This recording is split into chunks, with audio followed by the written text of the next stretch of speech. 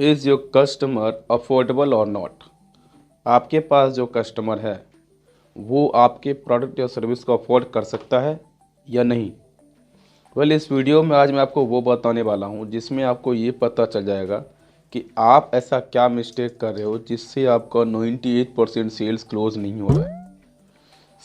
इस वीडियो को आप एंड तक देखना, बिकॉज काफ़ी सारे लोग की ये क्वेरीज आ रही थी कि सर मेरे पास जो लीड्स आ रही हैं, जो कस्टमर मेरे पास है, वो हमको यही कहता है कि आपके प्रोडक्ट या सर्विस को मैं अफोर्ड नहीं कर सकता। ऐसा क्या हमसे छूट रहा है, ऐसा क्या मिस्टेक हम कर रहे हैं जिससे हमको बार बार रिपीटेडली यही ऑब्जेक्शन आ रहा है। जबकि मैं अपने कस्टमर को प्रेजेंटेशन भी सही से सेंड करता हूँ, उसका फॉलोअप्स भी प्रॉपरली ले रहा हूँ, बट स्टिल ये ऑब्जेक्शंस हमारे पास आ रही है। हमने उनसे एक चीज़ और पूछा था कि क्या आप सही ऑडियंसेस को टारगेट कर रहे हो सकता है इसलिए भी आपको ये ऑब्जेक्शंस आ रहे हो। तो उन्होंने कहा था कि सर मैं सही ऑडियंसेस को टारगेट कर रहा हूँ, मैं अपने ही ऑडियंसेस को टारगेट करता हूँ, कंटेंट भी सही से डाल रहा हूँ, फॉलोअप्स भी सही से ले रहा हूँ, सारी चीज़ें हम प्रॉपरली कर रहे हैं, फिर भी ये ऑब्जेक्शंस हमको आ रहा है। समझ ही नहीं आ रहा कि हम क्या छोड़ रहे हैं, क्या हमसे छूट रहा है, ऐसा क्या मिस्टेक हम कर रहे हैं जिससे हमको ये ऑब्जेक्शंस आ रही है। Then let me tell you, आप अपने ऑडियंसेस की अफोर्डेबिलिटी चेक नहीं कर रहे हो। आप ये चेक नहीं कर रहे हो कि आपके पास जो कस्टमर है, जो कस्टमर आपके पास आ रहा था या आ रहा है, वो आपके प्रोडक्ट या सर्विस को परचेज करने के लिए अफोर्डेबल है या नहीं। मान के चलो कि आपका ऑडियंस सही है, आपका ऑडियंस इंटरेस्टेड भी है, बट स्टिल अगर उसके पास वो रिक्वायर्ड इनकम है ही नहीं जो आपके प्रोडक्ट या सर्विस को परचेज करने के लिए रिक्वायर्ड है, तो क्या वो पर्सन आपका प्रोडक्ट या सर्विस को अफोर्ड कर सकता है? The answer is absolutely not. वो अफोर्ड नहीं कर सकता है क्योंकि उसके पास वो इनकम है ही नहीं। तो आपके पास जो लीड्स हैं, आपको देखना पड़ेगा कि हमारे पास जो कस्टमर है वो अफोर्डेबल होना चाहिए। बिकॉज काफ़ी सारे लोगों का ये कहना है कि सर मेरे पास जो कस्टमर है वो मेरा प्रोडक्ट या सर्विस को परचेज कर ही नहीं रहा है। परचेज करेगा भी कैसे? जब तक आप अपने ऑडियंस की अफोर्डेबिलिटी चेक नहीं करोगे, जब तक आपको ये नहीं पता होगा कि आपके पास जो कस्टमर है वो पर्सन आपके प्रोडक्ट या सर्विस को अफोर्ड कर सकता है या नहीं कर सकता है, जब तक आप अपने ऑडियंस की अफोर्डेबिलिटी चेक नहीं करोगे, आपका सेल्स इंप्रूव नहीं करेगा। आपको ये चीज़ करना पड़ेगा, because this is compulsory for your business. काफ़ी सारे लोगों ने ये मिस्टेक किया है जिसलिए उनका सेल्स नहीं आ रहा है। अगर आप इस मिस्टेक को इम्प्रूव करते हो, आपका सेल्स रेट भी इंक्रीज़ करना शुरू हो जाएगा। बिकॉज अगर आप अफोर्डेबल ऑडियंस को अपने पास लाते हो, अगर आप ऐसे लोगों को अपने पास लाते हो जो पर्सन आपके प्रोडक्ट या सर्विस को ईजिली परचेज कर सकते हैं, तो आपका सेल्स रेट ऑटोमेटिकली इंक्रीज़ करना शुरू हो जाएगा। बट अगर आपके पास जो कस्टमर है वो आपके प्रोडक्ट या सर्विस को अफोर्ड नहीं कर सकता है, अफोर्डेबल नहीं है, तो आपका सेल्स रेट कभी इम्प्रूव नहीं करेगा, राइट। क्योंकि यहाँ पे सारी चीज़ें आपकी अफोर्डेबिलिटी पे ही डिपेंड कर रही है। अगर आप सारी चीज़ें प्रॉपरली कर रहे हो, अगर आपका ऑडियंस, चलो मैं ये भी मानता हूँ, आपका ऑडियंस जो है वो इंटरेस्टेड है, आपका ऑडियंस अगर इंटरेस्टेड है फिर भी अगर उसके पास वो रिक्वायर्ड इनकम नहीं है, तो आपका प्रोडक्ट या सर्विस को वो चाह कर भी परचेज नहीं कर सकता है, क्योंकि वो चीज़ उसके बस से बाहर की चीज़ है। क्योंकि काफ़ी सारे लोगों ने ये चीज़ कहा था, जब मैंने अपने बिज़नेस को स्टार्ट किया था तो काफ़ी सारे लोगों ने हमको इनिशियल फेज़ में कहा था कि आपके प्रोडक्ट या सर्विस को हम अफोर्ड नहीं कर सकते, हमारे पास उतनी कैपेसिटी नहीं है। जबकि मैं उसके ऊपर टाइम भी डाल रहा हूँ, एफर्ट्स भी डाल रहा हूँ, मेरी सारी चीज़ें उसके ऊपर जा रही है, मैं एनर्जी लगा रहा हूँ, फिर भी वहाँ से हमको रिज़ल्ट नहीं आ रहा है। रीज़न यही है कि आपके पास जो कस्टमर है वो अफोर्डेबल ही नहीं है। आप कुछ भी कर लो, आपको रिज़ल्ट नहीं मिलेगा वहाँ से। तो आपको ऐसे ऑडियंस के ऊपर काम करना पड़ेगा, ऐसे कस्टमर को लाना पड़ेगा जो आपके प्रोडक्ट या सर्विस को परचेज कर सकता है, राइट। सबसे बड़ा मिस्टेक लोग एक चीज़ और कर रहे हैं कि रैंडमली लोग सेम टाइप ऑफ पीपल को अपने पास ला रहे हैं, ऐसे ही लोगों को ला रहे हैं अपने पास जो उनके प्रोडक्ट या सर्विस को परचेज नहीं कर सकता है। वो उससे सारी चीज़ें बात करते हैं, सारी चीज़ें उससे पूछते हैं, बट जो पूछना चाहिए वही नहीं पूछते हैं, इसीलिए उनका सेल्स नहीं आता है। यहाँ पे आप क्या मिस्टेक कर रहे हो वो चीज़ आपको पता चल गया। अब मैं आपको वो बताने वाला हूँ जिससे आपका सेल्स रेट काफ़ी इम्प्रूव करने वाला है, राइट। आपको ये देखना पड़ेगा कि जो पर्सन हमारे पास है या जो पर्सन हमारे पास आ रहा है वो पर्सन अफोर्डेबल है कि नहीं है। वो आप कैसे देख सकते हो? आपको अपने कस्टमर से कुछ क्वेश्चंस पूछने पड़ेंगे। कुछ क्वेश्चंस आपको उसे पूछना है जिससे आपको ये पता चल जाएगा कि ये पर्सन जो हमारे पास है ये हमारे प्रोडक्ट या सर्विस को परचेज़ कर सकता है। अगर नहीं कर सकता है तो उसको रिमूव करो, अगला पर्सन पे ध्यान दो। बट अगर इनकेस आपको ऐसा लगता है कि ये पर्सन फ्यूचर में कभी भी हमारे प्रोडक्ट या सर्विस के लिए बेनिफिशियल साबित हो सकता है तो उस पर आप टाइम दो, बट कम टाइम दो, ज़्यादा नहीं। ज़्यादा टाइम आपको उसी पर्सन के ऊपर देना है जो पर्सन आपका पोटेंशियल बायर है। तो आप अपने कस्टमर से क्या पूछोगे वो भी समझ लेते हैं। आपको उनसे पूछना है कि आपका प्रोफेशन क्या है। आपको आपके कस्टमर के बारे में आपको पूछना है कि आपका प्रोफेशन क्या है, किस प्रोफेशन से आप बिलोंग करते हो। तो वो जो भी प्रोफेशन से बिलोंग कर रहा होगा आपको बता देगा कि मैं स्टूडेंट हूँ या फिर मैं जॉब कर रहा हूँ। जो भी वो कर रहा होगा वो आपको बता देगा। देन सेकेंड थिंग आपको ये पूछना है कि आपका इनकम क्या है। आपकी इनकम सोर्स क्या है। अगर वो जॉब कर रहा है तो वो आपको ये बताएगा कि मेरी ये सैलरी है। अगर वो सैलरी आपको बता रहा है कि मेरी इतनी सैलरी आ रही है तो आपका थर्ड क्वेश्चन ये होना चाहिए कि आपका मंथली एक्सपेंसेस कितना है। अगर वो आपको ये बता रहा है कि मेरी मंथली एक्सपेंसेस इतनी है, जितनी भी उसकी होगी, देन आपका फोर्थ क्वेश्चन जो ये होगा कि आपका मंथली सेविंग क्या है या कितनी।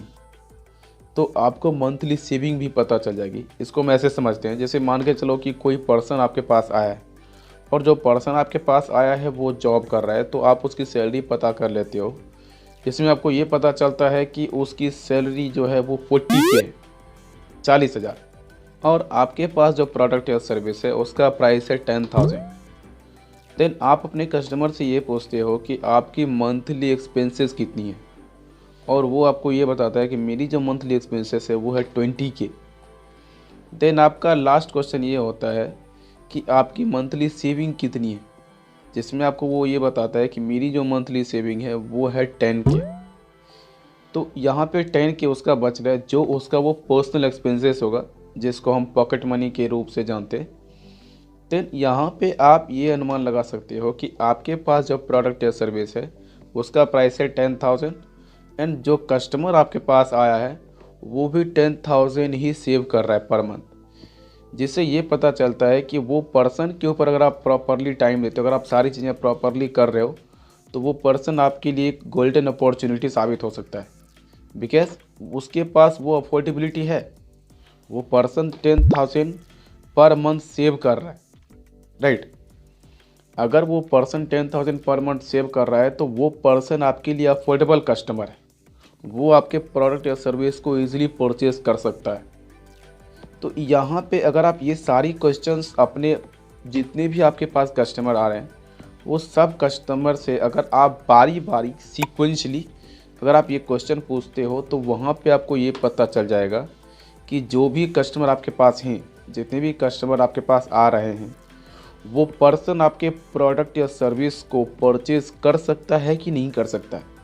अगर वो नहीं कर सकता है तो उसको रिमूव करो, और अगर वो कर सकता है तो उसके ऊपर टाइम दो, because he may be your potential buyer. अगर आप उसके ऊपर प्रॉपरली टाइम नहीं दोगे तो आपका काफ़ी सारा सेल जो होने वाला है वो लूज़ कर दोगे आप, राइट।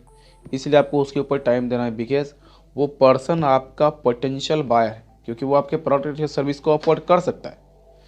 बट अगर वो आपको ये कहता है कि मैं स्टूडेंट हूँ और मैं कोई इनकम जनरेट नहीं कर रहा हूँ, मैं कोई जॉब नहीं कर रहा हूँ, तो फिर आप क्या करोगे? उस केस में आपको ये पता करना है कि आप उससे ये पूछोगे कि आपकी फैमिली में कितने लोग हैं। वो आपको ये बता देगा कि मेरी फैमिली में इतने लोग हैं। देन आपको ये पूछना है कि आपकी फैमिली में इनकम सोर्स क्या है और कितना है।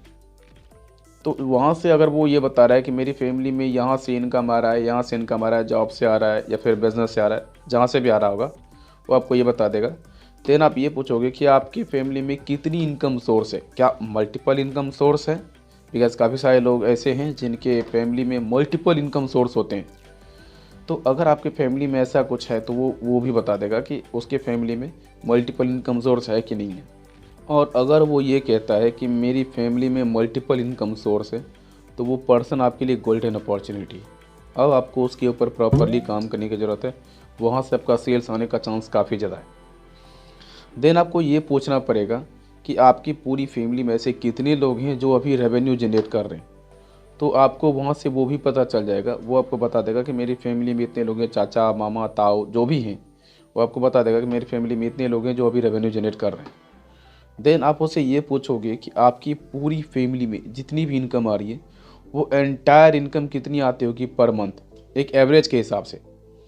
तो अगर आपको वो एवरेज पता चल जाता है, वो आपको बता देगा कि मेरी फैमिली में एवरेज इनकम इतना आ रहा है, तो अब आपको एवरेज पता चल गया, कितनी इनकम सोर्स थी वो भी पता चल गया, ऐसे कितने लोग थे जो रेवेन्यू जनरेट कर रहे वो भी आपको पता चल चुका है। देन आपको ये पूछना है कि एक्सपेंसेस उसकी कितनी आ रही है और सेविंग कितना हो रहा है। इसको भूलना नहीं है, ये काफ़ी कंपलसरी है। अगर आप उसका मंथली एक्सपेंसेस और सेविंग पता कर लेते हो, तो आपको ये पता चल जाएगा कि जो पर्सन आपके पास आया है वो आपके प्रोडक्ट या सर्विस को अफोर्ड कर सकता है कि नहीं कर सकता है, उसकी अफोर्डेबिलिटी है या नहीं है, ये आपको पता चल जाएगा। बिकॉज अगर आप उस पर्सन के ऊपर टाइम देने वाले हो, अगर आप उसके ऊपर एफर्ट्स डालने वाले हो, तो आपको रिजल्ट वहाँ से आना चाहिए। मान लो कि जो पर्सन आपके पास आया है उसका मंथली इनकम 1 लाख रुपया है और उसका मंथली एक्सपेंसेस है वो भी 1 लाख रुपया है, तो वहाँ पे उसका सेविंग जो हो रहा है वो जीरो है, कुछ भी सेविंग नहीं हो रही है। तो वो पर्सन आपके प्रोडक्ट या सर्विस को अफोर्ड नहीं कर सकता है, चाहे आपका प्रोडक्ट या सर्विस का प्राइस 2 लाख रुपया हो या 2 रुपया हो, उसकी सेविंग नहीं बच रही है तो वो कभी अफोर्ड नहीं करने वाला है। तो वहाँ पे आपको ऐसे लोगों के ऊपर काम करने की ज़रूरत है जिसका मंथली सेविंग आपके प्रोडक्ट की प्राइस जितनी है उतनी होनी चाहिए या उससे ज़्यादा होनी चाहिए। जैसे कि अगर आपके प्रोडक्ट का प्राइस है 10,000, तो उस पर्सन की मंथली सेविंग भी 10,000 होनी चाहिए एटलीस्ट, नहीं तो उससे ज़्यादा होनी चाहिए। अगर उसकी सेविंग 15,000 है, 20,000 या उससे ज़्यादा है तो वो काफ़ी ज़्यादा बेस्ट है। बट अगर उसकी सेविंग जीरो है या फिर 2,000 है, 3,000 है, तो काफ़ी कम चांस है कि वो पर्सन आपका प्रोडक्ट या सर्विस को परचेस करेगा, क्योंकि वो उसकी अफोर्डेबिलिटी से बाहर की चीज़ हो गई। तो आपको ऐसे पर्सन के ऊपर काम करना है जो आपके लिए गोल्डन अपॉर्चुनिटी साबित हो सकता है। अगर आप रैंडमली सारी चीज़ें करते रहोगे तो आपको रिज़ल्ट भी रैंडमली मिलेगा, जो कि अब तक में मिल भी रहा है। तो आपको देखना पड़ेगा कि हम जिस पर्सन के ऊपर काम कर रहे हैं वो पर्सन अफोर्डेबल होना चाहिए, क्योंकि अगर आपके बिज़नेस में अफोर्डेबल पर्सन नहीं आएंगे तो आपका बिज़नेस मूव ऑन नहीं कर पाएगा, आपका बिज़नेस सस्टेन ही नहीं करेगा। इसलिए आपके बिज़नेस में ऐसे लोग आना ज़रूरी है, और ऐसे लोगों की अफोर्डेबिलिटी आप केवल और केवल यही क्वेश्चन पूछ के आप श्योर कर सकते हो। अगर आप सारी चीज़ें जैसे मैंने बताया, अगर आप सीक्वेंसली सारी चीज़ें 1 बाय 1 पूछोगे तो आपको पता चल जाएगा कि वो पर्सन अफोर्डेबल है कि नहीं है, वो आपका प्रोडक्ट या सर्विस को परचेज़ कर सकता है कि नहीं कर सकता है। यहाँ से आपको क्या बेनिफिट मिलेगा, यहाँ से आपको अफोर्डेबिलिटी भी पता चल जाएगी। दूसरी चीज़, आपके टाइम बच जाएंगे, आपका एफर्ट्स बच जाएगा, आपकी एनर्जी बच जाएगी। आप जो भी एफर्ट्स उसके ऊपर डालने वाले वो सब बच जाएगा। तो वही सारा एफर्ट्स आप ऐसे लोगों के ऊपर लगा पाओगे जो आपके बिजनेस के लिए काफ़ी ज़्यादा बेनिफिशियल साबित हो सकता है, राइट। सो अगर आपने वीडियो से कुछ सीखा है तो वीडियो को लाइक करो एंड कमेंट में मुझे बताइए कि आप कैसे अफोर्डेबिलिटी चेक करते हो, एंड शेयर करो इस वीडियो को अपने हर उस दोस्तों के साथ जिसको देख के आपको ऐसा लगता है कि इसे सीखने की ज़रूरत है, राइट। बट अगर आप मुझे इंस्टाग्राम पे देख रहे हैं तो अभी मुझे फॉलो कीजिए, because lead generation and sales के रिगार्डिंग बहुत सारा कंटेंट हम डाल चुके हैं। बट अगर आप मुझे यूट्यूब पे देख रहे हो तो अभी चैनल को सब्सक्राइब करो, बिकॉज यहाँ पे भी हम लीड जनरेशन एंड सेल्स के रिगार्डिंग बहुत सारा कंटेंट डालने वाले हैं, जिससे आपका बिजनेस काफ़ी ज़्यादा ग्रो करेगा। सो अगर आप मुझे यूट्यूब पे देख रहे हो, अगेन मैं बोल रहा हूँ, डिस्क्रिप्शन में मेरा इंस्टाग्राम का लिंक है, अभी जाइए वहाँ पे मुझे फॉलो कीजिए, और वहाँ पे जो भी कंटेंट मैंने डाला है उसको आप अच्छे से स्टडी करो, क्योंकि वहाँ से अभी आपका लेवल काफ़ी ज़्यादा इंक्रीज़ करने वाला है। एंड अगर आपके पास लीड जनरेशन या सेल्स के रिगार्डिंग कोई डाउट्स हैं, कोई क्वेरीज हैं, कुछ पूछना चाहते हो, तो डिस्क्रिप्शन में मेरा email ID and WhatsApp number है, आप मुझे तो मेल कर सकते हैं या फिर आप मुझे व्हाट्सएप कर सकते हो। So thank you, love you all.